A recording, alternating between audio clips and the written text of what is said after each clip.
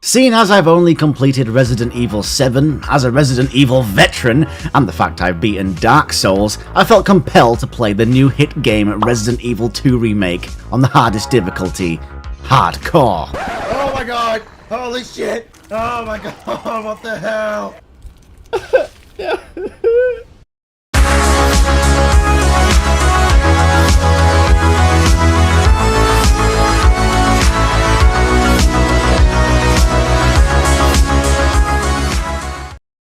After smoking that dank kush and trying to come up with an original green herb joke, I began exploring the police department and proceeded to try and kill every T-100 zombie in the building. Come on! Kill me! I'm here! Then spending 6 hours figuring out where to go next. To my horror, all I had to do was unlock a door with the bolt cutters, and I then wanted to so greatly take my Matilda pistol and shoot myself in the fucking face. Unfortunately, my game appeared to be bugged as I had no map marker or compass telling me where I had to go. So reluctantly armed with nothing but 12 rounds in my dreams, I went to tackle the game's first boss. And it was too hard, so I restarted the game, and what took me 6 hours previously took me 20 minutes this time around. I'm learning! As it's Leon's first day on the job as a police officer, there were certain things he simply couldn't do, such as jumping. Leon didn't learn this inhumane feat until he was working for the president. Damn it, Leon, use your legs! The scariest part of the game for me was after you quote-unquote kill Mr. X for the first time, because you know he's gonna come back, but you're not sure when or where. It filled me with so much anxiety I wanted to puke. It harkens back to the same feeling I got waiting for an Apex Legends crate unboxing video to hit my subbox. You know it's coming, but you're never quite ready for it. No! Ah! The most difficult thing about this game is having to learn what the survival genre is all about. The fact that you can't really go in guns blazing and waste ammo on enemies that could be easily avoided because it'll screw you up in the later sections of the game. The tale about me restarting the game because I didn't have enough ammo to deal with the first boss is actually true. I spent my first playthrough in the earlier sections dealing with problems like fucking Rambo, and in turn it screwed me in the long run. But I fucking love this! Treating every resource like a precious gemstone only to be used if you absolutely need to. I had no one to blame other than myself, and I was forced to learn the map, learn what enemies were where, and when the game did change things up, it added that element of unease, because now I have a new challenge to overcome, and I can choose whether or not to find a way around them and conserve my ammo, and risk healing items, or deal with it with force. This gameplay element was fairly new to me, inventory management, questioning what to bring where. God, it's so good! Games like these, I just wish I could go back and do a blind playthrough again, learning the game, overcoming the elements you were previously struggling on, because you don't know what's next and you have to decide whether or not to use your limited save items in the fear of losing your progress, and I hate losing! Did you guys hear that?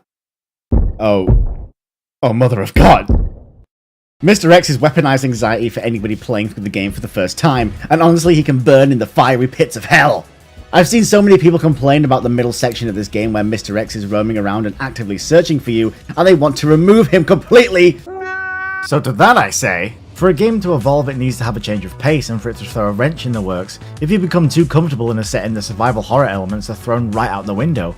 Mr. X adds that level of tension to the game that one, makes a player feel more aware of what they're doing due to Mr. X working off sound to locate you instead of that isolated instances of the lickers where you can't make noise in that particular area.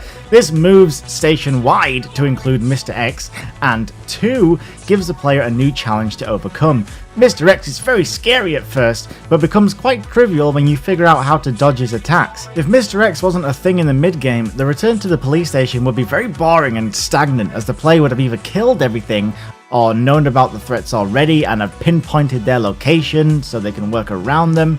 The scariest bit about Mr. X isn't really the fact that he can damage you necessarily, but for me it's the fact he's actively searching for you and can move between a lot of the rooms and follow you around.